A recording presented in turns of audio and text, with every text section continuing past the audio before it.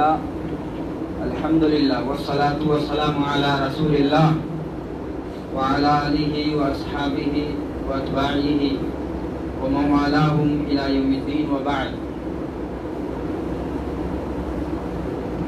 محترم دینی ملی بھائیوں، آپ تھوڑی دیر کے لیے تشریف رکھیں. آپ کے سامنے درس حدیث کا جو یہ سلسلہ جاری کیا جا رہا ہے، آپ اس میں شرکت کیا کریں، سنیں، دین کا علم حاصل کریں تاکہ آپ کا ایمان مضبوط ہو اور آپ کا عمل نبی صلی اللہ علیہ وسلم کی سنت کے موافق ہو. بغیر علم کے نہ تو ایمان درست ہوتا ہے نہ عمل.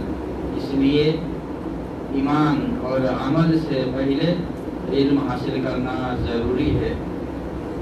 علم کا درجہ عمل اور عقیدہ سے پہلے ہے. اس لیے امام بخاری نے اپنی صحیح بخاری میں ایک باب قائم کیا، باب العلم قبل القول والعمل. علم کا باب، قول اور عمل سے پہلے علم حاصل کرنا ضروری ہے. اگر آپ بغیر علم کے دین کے بارے میں کچھ بولیں گے یا علم کے بغیر کوئی عبادت کا کام کریں گے تو غلطی کر سکتے ہیں، بلکہ غلطی ہی کریں گے اور گنہگار ہوں گے. اللہ کے بارے میں، رسول اللہ کے بارے میں بغیر علم کے کچھ بھی آپ بیان کریں گے تو اس سے گمراہی پھیلے گی، اور بغیر علم کے عمل کریں گے تو پھر نصارہ کی طرح سے، جن کو اللہ تعالیٰ نے ضالین قرار دیا ہے، ان کے روش پہ چلنے والے ہو جائیں گے. ہم اہل ایمان کو حکم دیا گیا ہے کہ نہ تو ہم نصارہ کی طرح سے بغیر علم کے عمل کریں، بدعات اور خرافات اور رہبانیت اور منمانی اور اپنے طریقے پر جو دل میں آئے وہ کریں عبادت کے طور پر. ایسا ہمیں کرنے سے منع کیا گیا ہے، کیونکہ یہ نصارہ کی روش رہی ہے. اس لیے کو اللہ نے سورہ فاتحہ میں ضالین قرار دیا ہے. اور نہ یہود کی روش پہ چلنے کا ہمیں حکم دیا گیا، بلکہ روکا گیا ہے، کیونکہ یہود علم کے باوجود علم کا عمل نہیں کرتے ہیں. تو یہود کی طرف سے نہیں ہونا ہے کہ علم حاصل کرنے کے بعد ہم علم کا عمل نہ کریں، بلکہ ہمیں علم حاصل کر کے اس پہ عمل کرنا ضروری ہے ہمارے لیے، تاکہ ہمارا قول و عمل علم کے مطابق ہو. آپ کے سامنے جس حدیث کا خلاصہ میں پیش کروں گا وہ ایک لمبی حدیث ہے.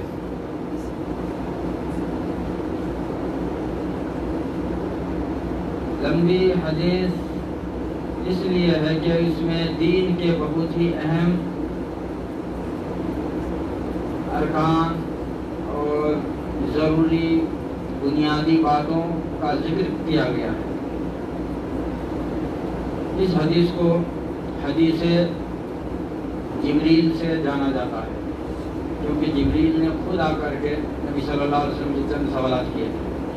وہ حدیث عمر بن خطاب رضی اللہ تعالی عنہ کی روایت کرتا ہے.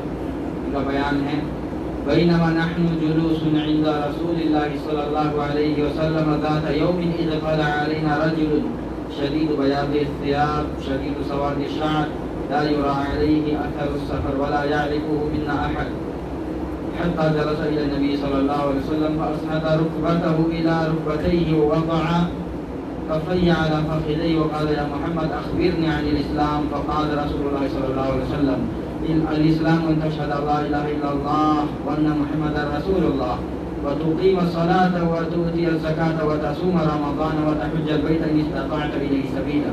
قال: صدقت. فعجبنا له يسأله ويصدقه. قال: أخبرني عن الإيمان إلى آخر الحديث. اس حدیث میں ابھی جو میں نے آپ کے سامنے کچھ الفاظ اس کے پڑھے ہیں، اور لمبی حدیث اگر پڑھوں تو اس میں زیادہ وقت نکل جائے گا اور آپ زیادہ دیر بیٹھنا نہیں چاہتے. اس لیے آج صرف اسی حدیث کے اسی حصے پر گفتگو کی جائے گی۔ ابھی جو میں نے جو الفاظ آپ کے سامنے میں پڑھے ہیں، حضرت عمر بن خطاب رضی اللہ تعالیٰ عنہ کا بیان ہے کہ ایک روز کا واقعہ ہے، ہم صحابہ کرام اللہ کے رسول صلی اللہ علیہ وسلم کی خدمت میں بیٹھے ہوئے تھے کہ ایک شخص نمودار ہوا، دور سے دکھائی دیا، پرکٹ ہوا، اور اس شخص کی حیات یہ تھی کہ وہ نہایت ہی سفید لباس زیب تن کیا ہوا تھا، اس کے بعد نہایت سفید نہایت کالے تھے، اور اس کے اوپر کوئی سفر کا اثر نشانی بھی دکھائی نہیں دے رہی تھی، اور اس کو ہم میں سے کوئی پہچانتا بھی نہیں تھا۔ وہ نبی کریم صلی اللہ علیہ وسلم کے پاس آ کر کے بیٹھ گیا اور اپنے گھٹنے کو نبی کے گھٹنوں سے ایک لگا دیا، اپنی دونوں ہتھیلیوں کو نبی صلی اللہ علیہ وسلم کے دونوں رانوں پر رکھ دیا اور کہا ہے محمد صلی اللہ علیہ وسلم آپ ہمیں بتلائیے کہ اسلام کیا ہے۔ یہ بہت اہم سوال ہے نا، اسلام کیا ہے؟ آپ سے بھی پوچھا جا سکتا ہے اسلام کیا ہے، بتلائیے اسلام کیا ہے۔ اسلام کیا ہے؟ ہم لوگ کہتے ہیں کہ ہم لوگ اسلام کے ماننے والے ہیں، تو اسلام کیا ہے؟ بہت اہم سوال ہے نا۔ یہ ایسا سوال ہے جس کا جواب سب کو معلوم ہونا ضروری ہے، ہر ایک مسلمان مرد عورت نوجوان بچہ سب کو اس کا جواب معلوم ہونا چاہیے۔ عبادت کی جا رہی وہ باطل ہے، ناحق ہے۔ دنیا میں تو بہت ساری چیزوں کی عبادت ہو رہی ہے، بہت سارے اشخاص، بہت سارے فرشتوں، نبیوں، ولیوں اور قدرتی چیزوں کی عبادت ہو رہی ہے، مختلف دھرموں میں مختلف اشخاص کی عبادت ہو رہی ہے، لیکن اسلام نے ہمیں کیا تعلیم دیا ہے؟ سب سے پہلی تعلیم ہے کہ اللہ کے علاوہ کوئی عبادت کے لائق نہیں، نہ نبی، نہ ولی، نہ پیر، نہ فرشتہ، نہ جن، نہ شیطان، نہ کوئی قدرتی چیز، صرف اللہ ہی جو خالق ہے تمام جہاں کا، وہی معبود برحق ہے، اسی کی عبادت ہونی چاہیے۔ اس کے علاوہ کسی کی عبادت کرنا جائز نہیں ہے۔ اللہ کے علاوہ کسی کی بھی عبادت کی جائے تو شرک ہے، شرک اکبر ہے، اور جو شرک اکبر کرتا اسلام میں اس کا کوئی شمار نہیں ہوتا، وہ اسلام سے نکل جاتا ہے۔ تو یہ بہت اہم بات ہے، سب سے پہلی چیز ہے اسلام میں کہ اللہ کے علاوہ کوئی عبادت کے لائق نہیں۔ اس بات کو آپ دل سے مانیں، زبان سے اس کا اقرار کریں اور اسی پر عمل پیرا ہوں۔ عملی طور پر آپ صرف اللہ کی عبادت کریں، کسی کی عبادت نہ کریں۔ سجدہ، رکوع، دعا، نظر نیاز اور ذبح،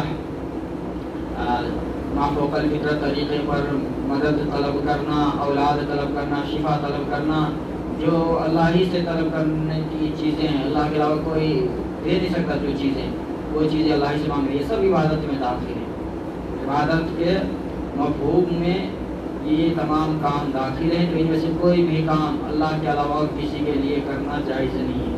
تو عبادت کا کوئی بھی کام اللہ کے علاوہ ہم کسی کے لیے نہیں کریں گے، اور نہ اللہ کے حقوق میں سے کوئی حق کسی غیر کو دیں گے۔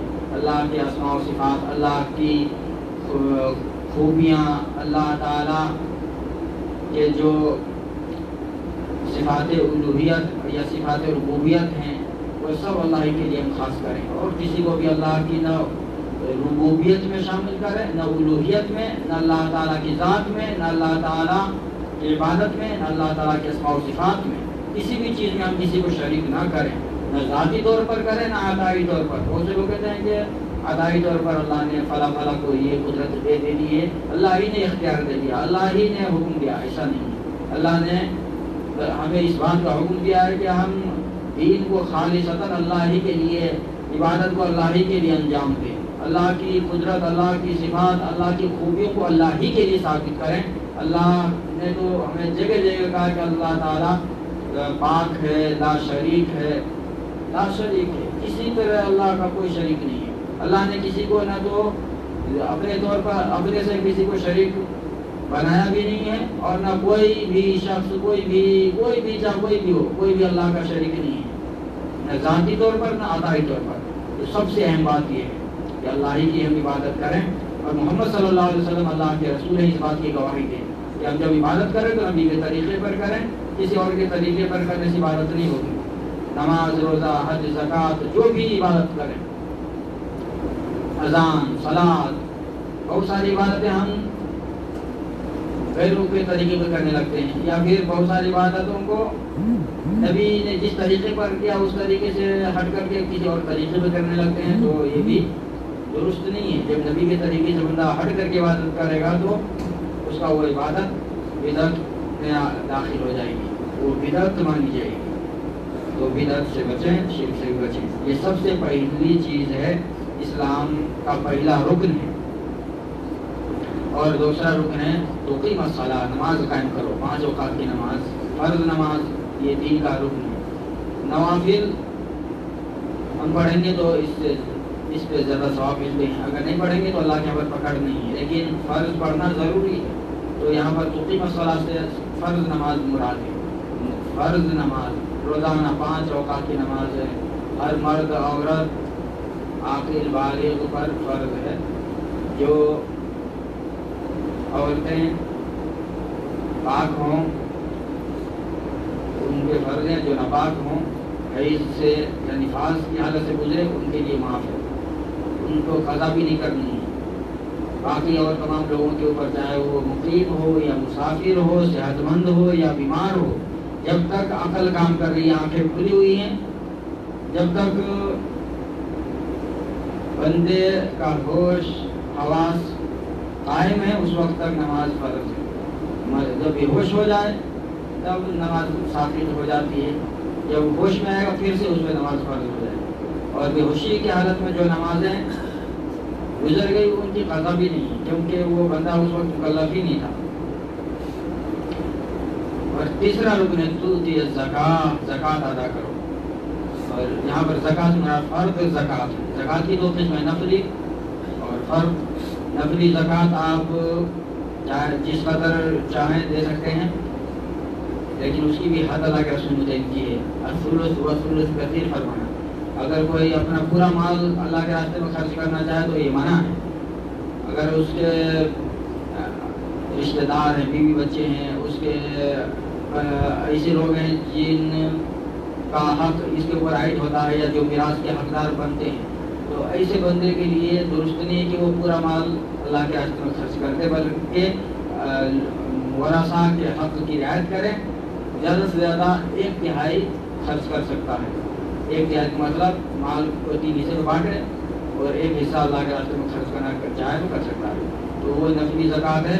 نفلی زکوٰۃ جس کو چاہے دے، جو مانگنے والا جو بھی آ جائے، مسلم ہو غیر مسلم ہو، اس کے لیے کوئی خاص نصاب ہے نہ اس کے لیے کوئی خاص مصارف ہیں۔ ہر کار خیر میں اور جس قدر ممکن ہو سکے دے سکتا ہے نفلی زکوٰۃ۔ لیکن فرض زکوٰۃ کا نصاب ہے اور اس کی مقدار بھی متعین ہے۔ کس مال میں وہ مال کس قدر ہو جائے، کتنا وقت گزرے تو کتنا فرض ہوگا، کن لوگوں کو دینا ہے، یہ تمام باتیں متعین ہیں۔ فرض زکوٰۃ اسلام کا رکن ہے، اسلام کی بنیاد میں سے ایک ہے۔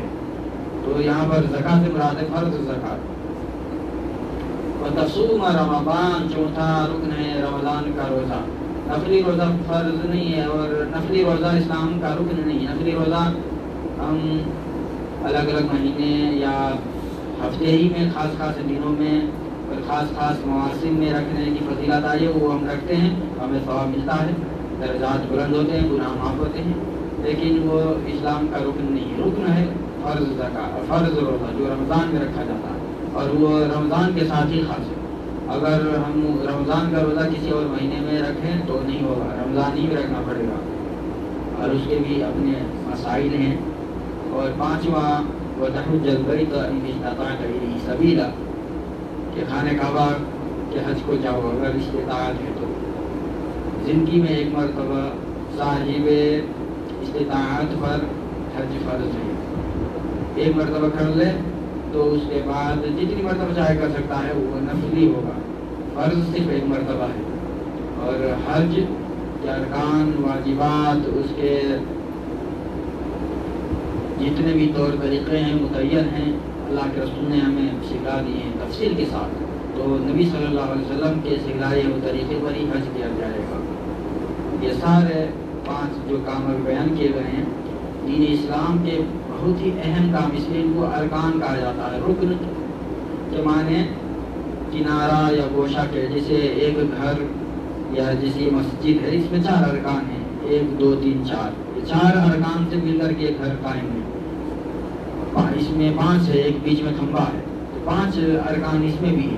اگر بیچ کا کھمبا ہٹا دو تو گھر بیچ سے کمزور ہو جائے گا۔ اگر خیمہ ہے تو بیچ میں اگر کھمبا نہ ہو تو وہ خیمہ نیچے آ جائے گا، اور اگر کسی ایک کنارے کا ایک کھمبا ہٹا دو تو اس طرف وہ جھک جائے گا، یعنی کہ خیمہ قائم نہیں رہ پائے گا اور گھر بھی قائم نہیں رہ پائے گا۔ تو اسی طرح سے اسلام کب قائم ہوگا؟ جب ہم ان 5 ارکان کو ادا کریں گے۔ جس رکن میں ہم کمی کریں گے اس طرف ہمارا اسلام جھک جائے گا، اس طرف ہمارے اسلام میں کمی آ جائے گی۔ 2 رکن تو اس قدر اہم ہے کہ ان کے چھوڑنے سے ہم اسلامی سے نکل جاتے ہیں، چاہے ہم ان کا انکار نہ کریں، فرضیت کا انکار نہ کریں، لیکن اگر ہم اس میں کوتاہی کریں گے تو بھی اسلام سے نکل جائیں گے۔ ایک کلمہ شہادت اور کلمہ توحید لا الہ الا اللہ محمد رسول اللہ، اس میں اگر خلل آئے تو اسلام ہی خراب ہو جائے گا۔ لا الہ الا اللہ میں خلل آ جائے تو مسلمان ہی نہیں ہے، محمد رسول اللہ میں خلل آ جائے تبھی بھی مسلمان نہیں ہے۔ لا الہ الا اللہ پڑھیں اور غیر اللہ کی عبادت کرنے لگے، غیر اللہ سے مدد مانگنے لگے، غیر اللہ کے لیے نظر، غیر اللہ کے لیے ذبح، غیر اللہ سے اولاد، غیر اللہ سے شفا طلب کرنے لگے، جیسے حضور کرتے ہیں یا علی کر مدد یا حسن کر مدد، تو اسلامی سے ہم نکل جائیں گے۔ یا غیر اللہ کی قبروں کی، مزاروں کی، استھانوں کی اور تعزیے کی یا کسی نبی ولی کی ہم عبادت کرنے لگے، سجدہ رکوع کرنے لگے، ان سے اللہ والا سلوک کرنے لگے، تو اسلامی سب نکل جائیں گے۔ محمد رسول اللہ نبی کی نبوت کی شہادت میں اگر خلل آ جائے، نبی کے طریقے سے ہم ہٹ کر کے عبادت کرنے لگے، تبھی بھی ہم اگر نبی کی نبوت کا انکار کریں تو کافر ہیں۔ نبی کو نبی مانیں اور ان کی پیروی کو ضروری نہ سمجھے، تبھی بھی ہم کافر ہو جائیں گے۔ نبی کی پیروی کو ضروری سمجھے لیکن اس کے باوجود بھی انجانے میں یا غلط طریقے سے ہمیں سکھلایا گیا ہے کہ نبی کا طریقہ یہ ہے، نماز کا طریقہ نبی کا یہ رہا ہے، تو یہ زکوٰۃ کا طریقہ یہ رہا ہے، حالانکہ وہ نبی سے ثابت نہ ہو تو پھر اسے اسلام سے تو نہیں نکلیں گے۔ جب ہمیں صحیح بات معلوم ہو جائے تو ہمیں رجوع کر لینا چاہیے۔ جب معلوم ہو جائے کہ یہ نبی کا طریقہ نہیں ہے تو رجوع کرنا ضروری ہے۔ اگر رجوع نہیں کریں گے تو پھر وہ عبادت قبول نہیں ہوگی جس میں نبی کا طریقہ نہیں پایا جائے گا۔ جیسے ہم اب تک نماز پڑھتے ہیں کسی کے طریقے پر، ہمیں معلوم ہی نہیں تھا کہ نبی کا کیا طریقہ ہے، تو ہو سکتا ہے قیامت کے دن اللہ تعالیٰ آپ کو معاف کر دے، آپ کہہ سکتے ہیں کہ مجھے پتہ ہی نہیں تھا، میں تو یہی سوچ کر کے اس طرح سے نماز پڑھ رہا تھا کہ نبی کا یہی طریقہ ہے، مجھے یہی سکھایا گیا، تو اللہ معاف کر دے گا۔ آپ کو اپنے علم کے مطابق ہی اللہ کے یہاں پر پکڑے جائیں گے یا آپ سے باز پرس ہوگا۔ اور اگر آپ کو بتلا دیا جائے، بعد میں آپ کو پتہ چل جائے کہ اب تک میں جس طریقے پر نماز پڑھ رہا تھا، جس طریقے پر کوئی عبادت کر رہا تھا، وہ طریقہ نبی کا نہیں ہوتی، نبی کا طریقہ کچھ اور ہے، جب آپ کو پتہ چل جائے تو آپ کے اوپر ضروری ہو جائے گا کہ آپ رجوع کر لیں، نبی کے طریقے کی طرف آ جائیں۔ اگر آپ نہیں آئیں گے، پہلے والے طریقے پر ڈٹے رہیں گے تو پھر بعد میں جو بھی عبادت کریں گے قبول نہیں ہوگی، کیونکہ آپ نے جان بوجھ کر کے نبی کے طریقے کو چھوڑ دیا، تو یہ بھی بہت خطرناک بات ہے۔ اور اسی طرح سے نماز کی بہت اہمیت ہے دین اسلام میں، جو نماز چھوڑ دیتا ہے اسلام سے نکل جاتا ہے۔ بہت سے لوگ نماز میں کوتاہی کرتے ہیں، بہت سے لوگ ہیں جو کچھ اوقات کی نماز پڑھ لیتے ہیں اور کچھ چھوڑ دیتے ہیں، کچھ لوگ ہیں جو ہفتہ واری نماز پڑھتے ہیں صرف جمعے کو، کچھ لوگ ہیں جو سالانہ نماز پڑھتے ہیں، صرف عید بقرعید کی نماز پڑھ لیتے ہیں، کچھ لوگ ہیں جو وہ بھی نہیں پڑھتے۔ اور جو لوگ اس طرح کے ہوتے ہیں ان کا اسلام سے کوئی تعلق نہیں ہے، اسلام سے انہی کا تعلق ہے جو 5 اوقات کی نماز پڑھتے ہیں۔ ہاں کبھی کبھار اگر کوئی نماز چھوٹ جائے سوتے رہ جانے کی وجہ سے یا بھول جانے کی وجہ سے یا ایسے ہی کوئی معقول عذر کی وجہ سے، تو پھر اللہ کے یہاں پر اس بندے کو معاف کیا جائے گا اور ایسا بندہ اسلام سے نہیں نکلتا ہے، اور اس کے لیے قضا بھی ہے۔